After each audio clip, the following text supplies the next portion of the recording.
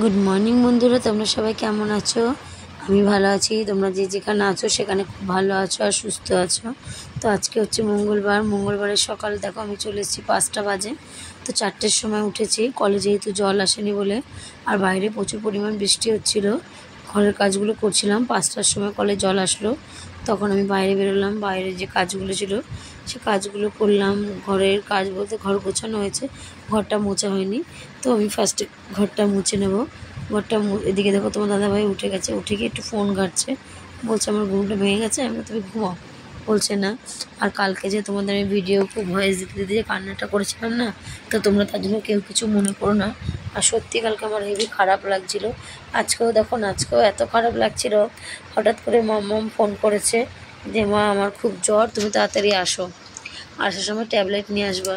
তখন মনটা এত খারাপ লাগছে যে কখন বাড়ি যাব, কখন গিয়ে মেয়েটাকে একটু আদর করে ওষুধ খাওয়াবো, খাবার খাওয়াবো।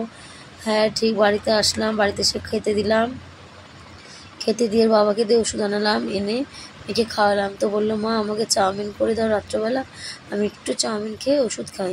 তো খালি পেটে রয়েছে, যেহেতু দুপুর স্কুলেও কিছু খাইনি, মানে স্কুল থেকে শরীরটা খারাপ, এসেছে পরে না খেয়ে শুয়ে পড়েছে। তারপর আমি আবার দেখো চাউমিন করলাম ওর জন্য রাত্রবেলা, কিন্তু চাউমিন খেলো না। এক কামড় খেতে না খেতে জানো তো বমি করে দিল। আর ওর এই জ্বর আসলেই না খুব বমি হয় আর মানে ঘাড় ব্যথা হয়। ওর জন্য আমি জ্বর আসলে খুব ভয় লাগে আমার। তো এতদিন তো মাম্মাম সাইকেল নিয়ে যেত স্কুলে। তো চারিদিকে যা শুনছি না, বাচ্চা কাচ্চা নিয়ে এত চুরি চামারি হচ্ছে। তারপর মাম্মাম আমার একা একা সাইকেল নিয়ে যায়, কেউ তো বলা যায় না যেখান থেকে যায় জানো তো, সেখানে মানে নির্ঝুম বলি, কোনো লোকজন সেরকম বেরোয় না, বড় লোক পাড়া যাকে বলে। তো তার জন্য এবার একা একা যাবে। তো আমি টোটো করে দিয়েছি, কাল থেকে মাম্মাম স্কুলে টোটোতে যাবে। তো আমি তো তোমাদের কালকে দেখাতে পারবো না, কারণ কালকে আমাকে আরও সকালবেলা উঠে বেরিয়ে যেতে হবে। কালকে আমি 6:30টায় বাড়ি থেকে বেরোবো। তার মানে ভাবো আমাকে কটায় উঠতে হবে, কটায় উঠলে আমি সব কাজ সেরে 6টায় বাড়ি থেকে বেরোতে পারবো। তার জন্য আমি রাত্রবেলা সব সেরে রেখেছি। জল মানে যে সবজি কাটাকুটি আছে সকালে রান্না, সেগুলো কেটে কুটে নিয়েছি। তাও বাসন ধুয়ে রেখে দিয়েছি, সব কাজ মানে সেরে রেখে দিয়েছে। জানো তো আমার শরীরটাও খুব খারাপ, ভালো না, এত বুকে ব্যথা করছে।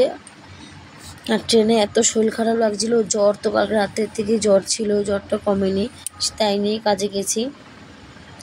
তো চলো দেখো সকালে আমার এদিকে সব কাজ সারা হয়ে গেছে। এবার আমি কিছু জামা প্যান্ট কাচবো, কেচে ওগুলো মেলে দেবো। তো আমি বেশি তোমাদের এরপরে কোনো ভয়েস দিতে পারবো না, এরপর শুধু মিউজিকই দেবো। কারণ দেখো সত্যি কথা বলতে এখন জানো তো 12:15 বাজে। এখন আমি এগুলো করে নিয়ে এডিট করব, ভিডিও এডিট করে নিয়ে গিয়ে আমি একটু শুতে যাব। কারণ আমাকে আবার 3টের সময় উঠতে হবে, মানে 3টে অ্যালার্ম দিয়েছি, একটু আধ ঘন্টা তো আড়মোড় ভাঙতেই লাগবে, তাই না? তো আমাকে সকাল সকাল উঠে রান্নাবান্না করতে হবে। আমার কালকে খাবার করে নিয়ে যেতে হবে টিফিন, কারণ যেখানে যাই সেখানে কোনো যেন তো খাবার পাওয়া যায় না, খুব কষ্ট হয়। আজকেও খুব কষ্ট হয়েছে খাবারের।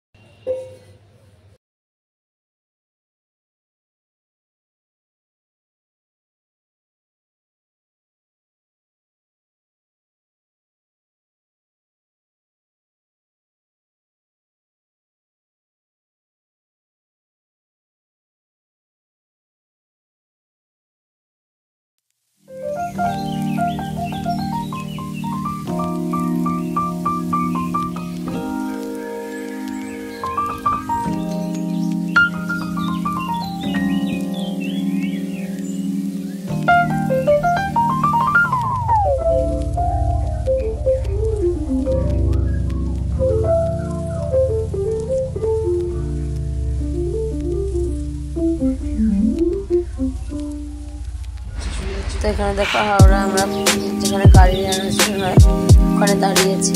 তো আজকে ট্রেন আমাদের এইদিকে দেবে 15-14 নম্বরে। ট্রেন দিয়েছে আজকে 15 নম্বরে। আর ওই যে লোকটাকে দেখতে পাচ্ছ না, ওই লোকটা, ওই বউটা চিড়িবাজার নেবে বলে 200 টাকার নোটটা দিয়েছে। তো লোকটা নিয়ে চলে গেছে। ভাগ্যিস ট্রেনটা থেমেছে, লোকটা আবার উঠতে পারলো।